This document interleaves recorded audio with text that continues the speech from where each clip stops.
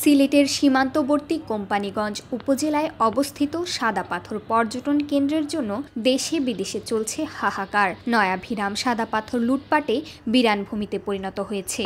এমন দৃশ্য কেউ মেনে নিতে পারছে না যে পাথরের উপর দিয়ে গড়িয়ে যাওয়া স্বচ্ছ জলধার সৌন্দর্য দেখতে প্রতিদিন ছুটে আসতেন হাজার হাজার পর্যটক। কিন্তু 5 আগস্ট পরবর্তী সময় থেকে লুটপাট চললেও গত কয়েকদিনে প্রকাশ্যেই চলে লুটের মহোৎসব। লুটপাটে ধ্বংসস্তূপে পরিণত হয়েছে সংরক্ষিত রেলওয়ে বাংকার ও তৈরি হয়েছে বড় বড় গর্ত।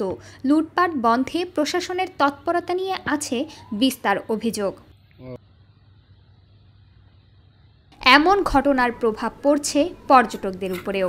পর্যটকরা বলছেন লুটপাটের কারণে সাদা পাথর এখন মরুভূমিতে পরিণত হয়েছে। এখানে অনেক আগে আসা হয় না, এখানে ফার্স্ট টাইমে আসছি। ফেসবুকে ইউটিউবে দেখছি এখানে অনেক সাদা পাথর ছিল। আমরা এখানে আসছি ঘোরার জন্য, এখন আসি দেখি এখানে কিছুই নেই। আমরা আসিতে পুরে হতাশ, অনেক দূর থেকে আসছি, ঘোরার একটা সুন্দর প্লেস, এখানে আসি কিছুই পাই নাই। আসলে এখানে প্রশাসনের দৃষ্টি আকর্ষণ করছি, প্রশাসন যাতে এগুলো ঠিক মতো খেয়াল রাখে। আর এখানে কিছু স্থানীয় মানুষ আছে, স্থানীয় মানুষ এখান থেকে সাদা পাথরগুলো নিয়ে যাইতেছে। আমরা অনেক দেখছি সাদা পাথর নিয়ে গেছে এখান থেকে। আর প্রশাসন ঠিক মতন দৃষ্টি আকর্ষণ করবে এদিকে, যাতে এরকম কিছু না হয়। আসলে আমরা এখানে সবাই আসি বাংলাদেশের যে একটা সৌন্দর্য সাদা পাথর, এটা দেখার জন্য। কিন্তু যে নামকরণটা করা হয়েছে সাদা পাথর, সেই পাথরই এখন আর এখানে দেখা যায় না।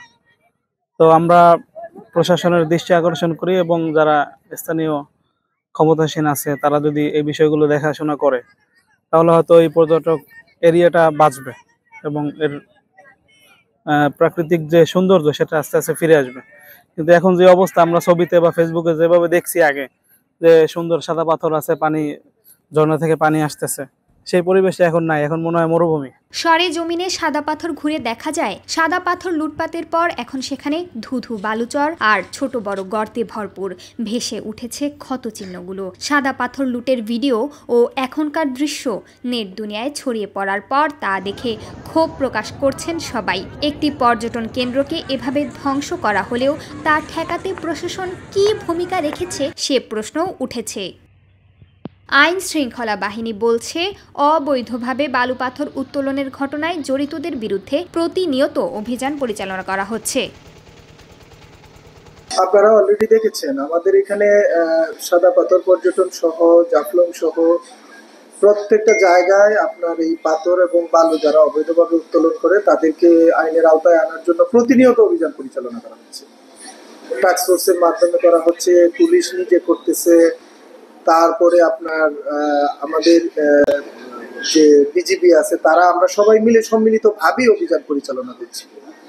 কিন্তু তারপরেও আমরা শতভাগ সফল হচ্ছি এটা আমরা বলবো না, কিন্তু আমরা সবসময় অভিযান পরিচালনা করছি এবং আমরা আমাদের সর্বোচ্চ সামর্থ্য দিয়ে চেষ্টা করছি এগুলাকে বন্ধ করার জন্য। জেলা প্রশাসন বলছে লুটপাট বন্ধে স্থায়ী সমাধানের দিকে যাচ্ছেন তারা। কথা হচ্ছে উপর মহলের সাথে।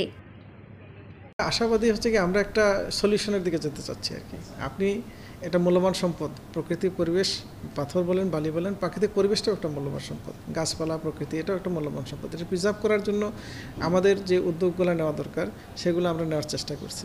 এটা বিভিন্ন আমাদের পর্যায়ে যেটা নিষ্পত্তিযোগ্য আমরা আমাদের মতো করার চেষ্টা করছি, যেটা উপরের সিদ্ধান্তের প্রয়োজন সেখানে পাঠানোর চেষ্টা করতেছি। আপনি জানেন সরকারি প্রক্রিয়া একটা সময় সাপেক্ষ এবং দীর্ঘমেয়াদী প্রক্রিয়া। এটা আমরা আশাবাদী যে হয়তো অল্প কিছুদিনের মধ্যে এই জিনিসগুলো সম্পর্কে আমরা ভালো কিছু শুনতে পাবো। সাদা পাথর লুটপাটের পিছনে বারবার উঠে আসছে বিভিন্ন রাজনৈতিক দলের নেতাকর্মীদের নাম। ইতিমধ্যেই পাথর লুটপাট ও চাঁদাবাজির অভিযোগে দলীয় পদবি স্থগিত করা হয়েছে কোম্পানীগঞ্জ উপজেলা বিএনপির সভাপতি শাহাবুদ্দিনের।